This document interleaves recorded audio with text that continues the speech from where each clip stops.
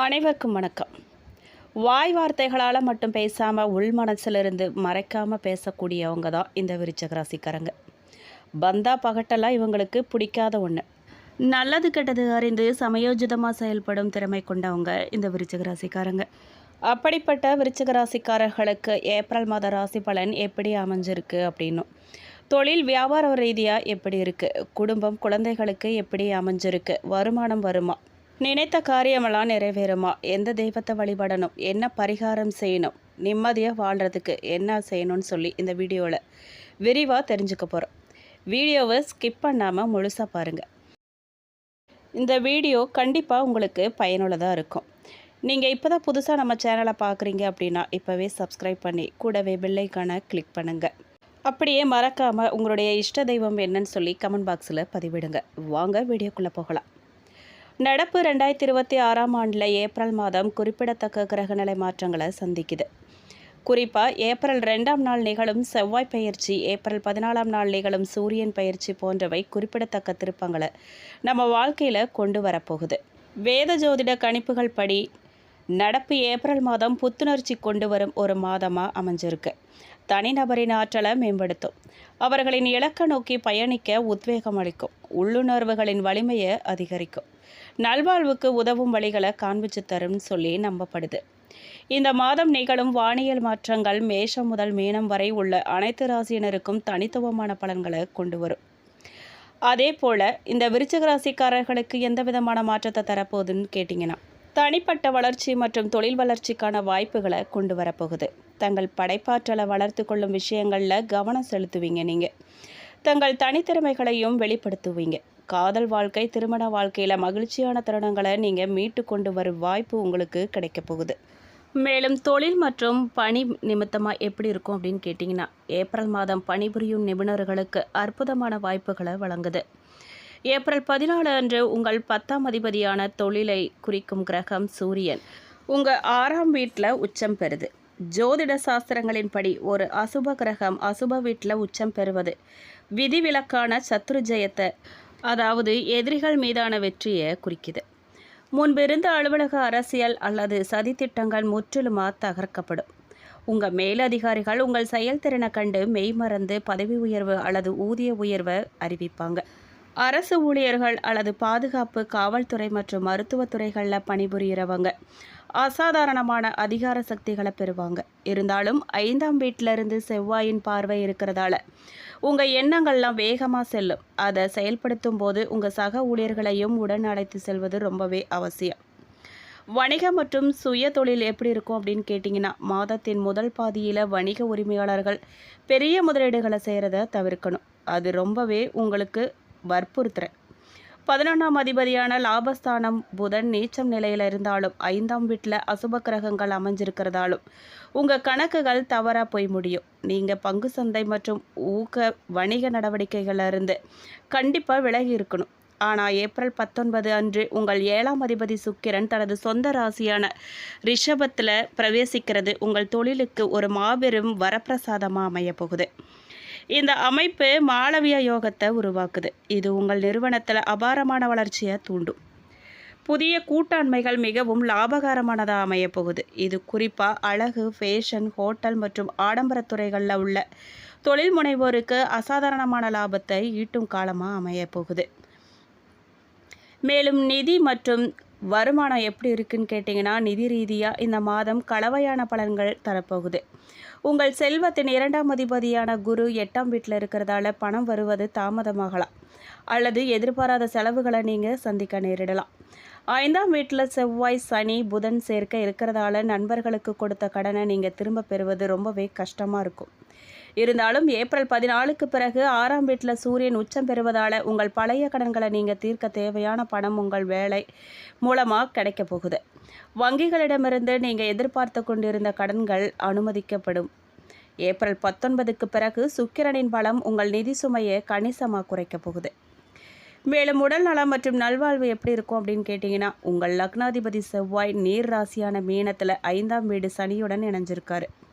இந்த சேர்க்கை உங்களுக்கு செரிமான கோளாறுகள், இரைப்பை கோளாறுகள் அல்லது வயிற்று வலிகளால் தொந்தரவு தரும் விதமாக அமையும். மன அமைதி குறைவாக இருக்கும்.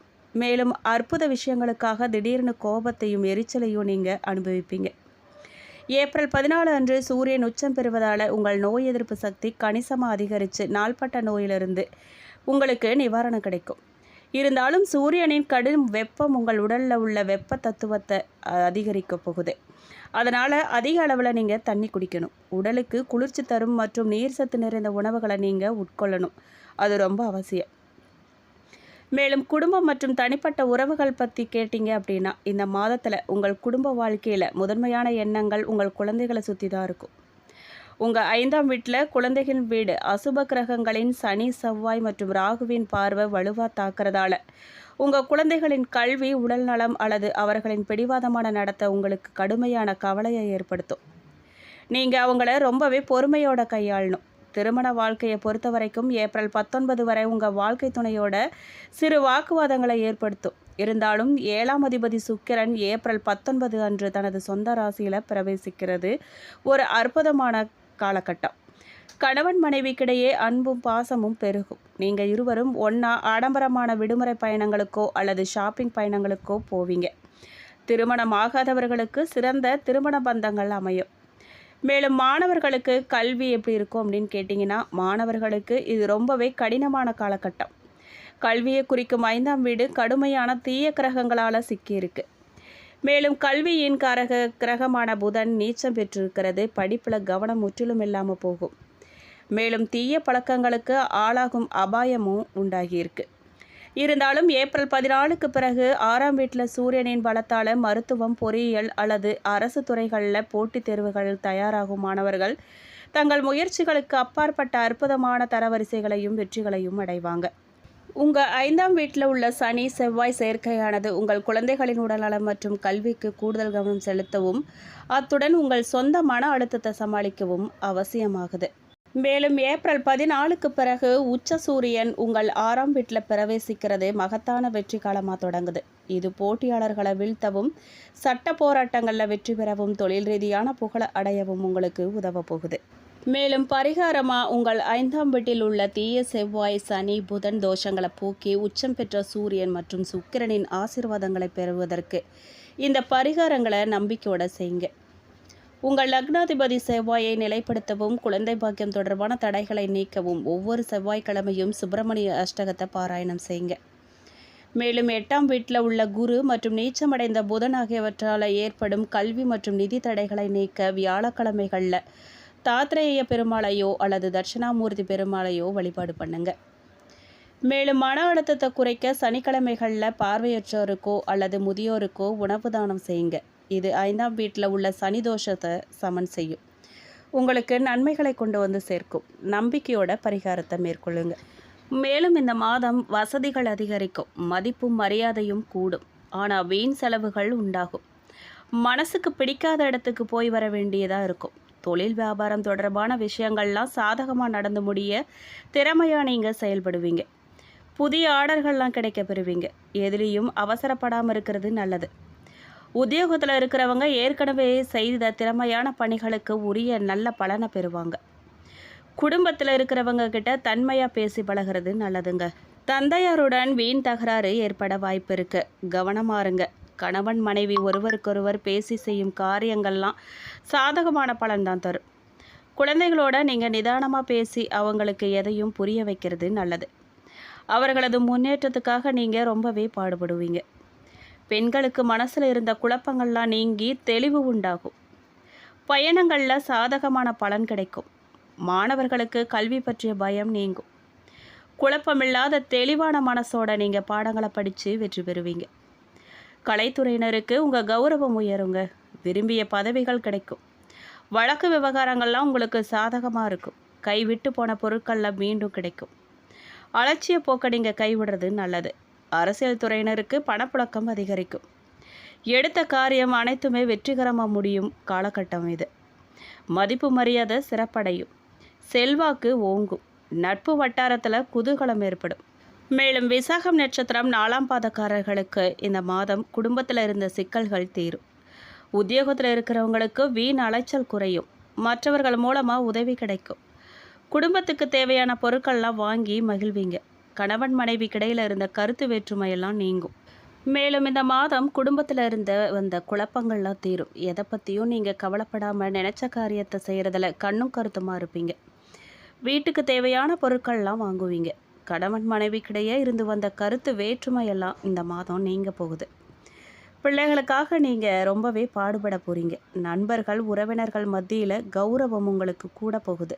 மேலும் அனிஷம் நட்சத்திரக்காரர்களுக்கு இந்த மாதம் வாழ்க்கையில் சந்தோஷம் அதிகரிக்கும். பிள்ளைகளால் கௌரவம் அந்தஸ்து உயரும். துக்கமும் துன்பமும் நீங்கும். தடைப்பட்ட காரியங்களில் இருந்த தடை நீங்கி சாதகமாக நடந்து முடியும். தேவையில்லாத மருத்துவ செலவுகள்லாம் ஏற்பட வாய்ப்பு இருக்குது. வீடு பூமி மூலமாக வர வேண்டிய வருமானம் தாமதப்படும். மேலும் இழுபறியாக இருந்த பிரச்சனைகள்லாம் சாதகமான முடிவு பெறும். மனசில் உற்சாகம் அதிகரிக்கும். உத்தியோகம் தொடர்பான பிரச்சனைகள்லாம் குறையும். தேவையான உதவி கிடைக்கும். கடன் பிரச்சனை குறையும். முன்னேற தேவையான உதவிகள்லாம் உங்களுக்கு முழுமையாக கிடைக்கும். மேலும் கேட்டை நட்சத்திரக்காரர்களுக்கு இந்த மாதம் வாழ்க்கை துணையோட விவாதம் உண்டாகும். தொழில் வியாபாரத்தில் ஈடுபட்டிருக்கிறவங்க அவசர முடிவுகள் எடுக்கிறத தவிர்க்கிறது நல்லது. உத்தியோகத்தில் இருக்கிறவங்க வீண் அலைச்சலையும் காரிய தாமதையும் சந்திக்க வேண்டியிருக்கும். மேலும் வீண் பகைகள் ஏற்பட்டு விலகும். எவ்வளவு திறமையாக செயல்பட்டாலும் பாராட்டுக்கு பதிலாக விமர்சனம் தான் கிடைக்கும். திடீர் கோபம் ஏற்படும். வீண் செலவுகள் இருக்கும். பிடிவாதத்தை தவிர்க்கிறது நல்லது. பரிகாரமாக நீங்கள் காசி விசாலாட்சியை வழிபட எதிர்ப்புகள்லாம் அகலும். காரிய தடைகள் நீங்கும். மேலும் திருமுருகாற்று படையை பாராயணம் செய்து வர கந்தனருளால் கண்ட பிணியெல்லாம் நீங்கும். குடும்பம் கஷ்டம் தீரும். உங்களுக்கு அதிர்ஷ்டமான கிழமைகள் திங்கள் வெள்ளி. அதிர்ஷ்ட தினங்கள் 15, 16, 17. மேலும் இந்த வீடியோ உங்களுக்கு பிடிச்சிருக்கணும் பயனுள்ளதாக இருந்திருக்கணும்னு நம்புகிறோம். வீடியோ பற்றின கருத்துக்களை கமெண்ட் பாக்ஸில் பதிவிடுங்க. நீங்கள் இப்போ தான் புதுசாக நம்ம சேனலை பார்க்குறீங்க அப்படின்னா இப்போவே சப்ஸ்கிரைப் பண்ணி கூடவே பெல் ஐக்கானையும் கிளிக் பண்ணுங்கள். நன்றி.